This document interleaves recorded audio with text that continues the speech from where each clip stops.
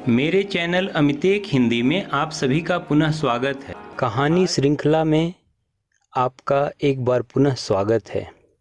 आज मैं एक ऐसी कहानी लेकर आया हूँ जो आपके जीवन की दशा एवं दिशा दोनों बदल देगी। आइए कहानी की शुरुआत करते हैं। दूर शहर में एक भव्य मंदिर का निर्माण हो रहा था। उस मंदिर के निर्माण के लिए राजस्थान मकराना के खदान से संगमरमर की मूर्ति एवं टाइल्स लाया जा रहा था और उस मंदिर में लगाया जा रहा था। जब मंदिर पूर्ण रूपेण बनकर तैयार हो गया, तब दूर दूर से दर्शनार्थी मंदिर को एवं भगवान की मूर्ति को देखने के लिए आने लगे।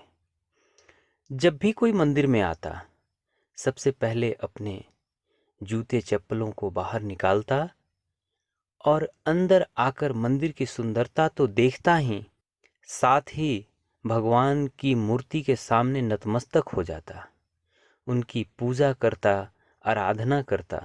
यह देखकर एक दिन शाम को टाइल्स ने मूर्ति से कहा, ऐ मूर्ति, हम और तुम दोनों एक ही गर्भ से उत्पन्न हुए हैं, एक ही खदान से निकले हैं।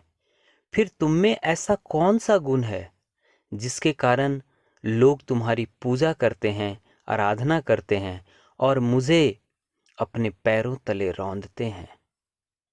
कुछ देर विचार करके मूर्ति ने कहा, यह सत्य है कि हमारा और तुम्हारा जन्म एक ही गर्भ से, एक ही खदान से हुआ है, और यह भी सत्य है कि मूर्तिकार ने तुम्हें भी सर्वप्रथम मूर्ति ही बनाने का प्रयास किया होगा, लेकिन जैसे ही उसने तुम्हारे ऊपर छेनी हथौड़ी से वार किया, तुम टूट गए।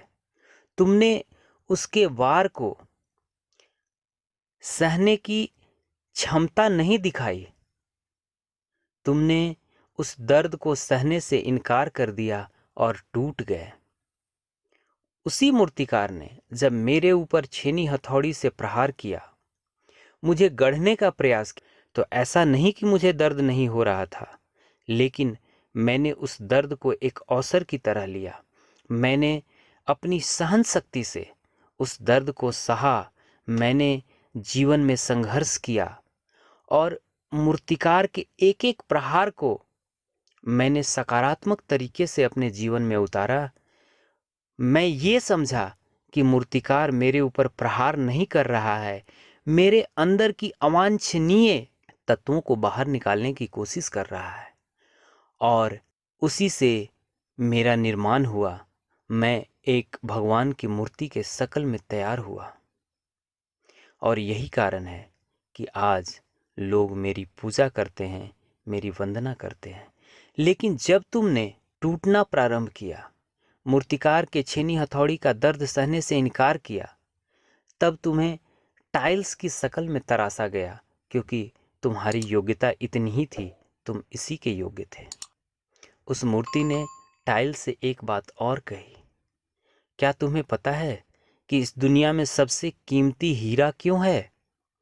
वो इसलिए कि वह हजारों वर्षों तक धरती के गर्भ में दबा रहता है, धरती के असीमित ताप को सहता है, धरती के असीमित दाब को सहता है, और जो अपने जीवन के असीमित ताप और दाब को सह लेता है, वही अंत में हीरा के रूप में परिवर्तित होता है। उसके बाद भी उसके कष्टों का अंत नहीं। जौहरी उसे तराशता है, और उस तराश की पीड़ा को भी जब हीरा सह लेता है, तब वह दुनिया में अनमोल, सबसे कीमती होता है। प्रिय मित्रों, हमारे जीवन में भी न जाने कितने कष्ट आते हैं, न जाने कितनी तकलीफें सहनी पड़ती है, लेकिन जो टूट जाता है, उसकी गति, उसकी किस्मत उस टाइल्स की तरह होती है। लेकिन जो उन पीड़ाओं को, जो उन दर्दों को महसूस करता है, सहता है, वह हीरा की तरह इस दुनिया में अमूल्य हो जाता है। उस पत्थर की तरह भगवान की मूर्ति में परिवर्तित हो जाता है और फिर सारी दुनिया उसके सामने नतमस्तक हो जाती है, उसकी आराधना करती है, उसकी वंदना करती है, उसकी पूजा करती है।